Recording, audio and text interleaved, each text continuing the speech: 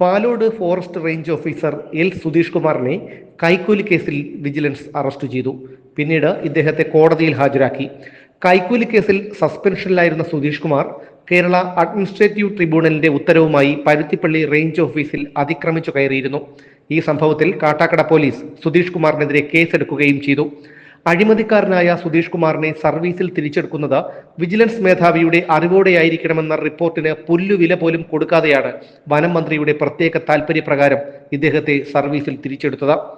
അടുത്ത മാസം നടക്കാനിരിക്കുന്ന റേഞ്ച് ഓഫീസർമാരുടെ സ്ഥലം മാറ്റത്തിനായി ലേലം വിളി നടക്കുന്നുണ്ടെന്നും അതിനെ ചുക്കാൻ പിടിക്കുന്നത് തിരുവനന്തപുരം ജില്ലയിലെ ഒരു ഫോറസ്റ്റ് ഓഫീസർ അടക്കമുള്ള സംഘമാണെന്നും DNA ന്യൂസ് അടക്കമുള്ള മാധ്യമങ്ങൾ റിപ്പോർട്ട് ചെയ്തിരുന്നു.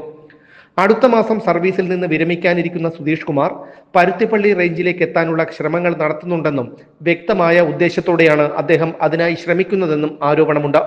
സർവീസിൽ നിന്ന് വിരമിക്കാൻ കഷ്ടിച്ച് 3 മാസമുള്ളപ്പോഴാണ് പെരിങ്ങമല ഇക്ബാൽ കോളേജിലെ അധ്യാപകനെയും മകനെയും തടഞ്ഞുവെച്ച് മർദ്ദിച്ചത്. ആ സംഭവത്തിലും സുധീഷ് കുമാറിനെതിരെ കേസെടുത്തിട്ടുണ്ട്.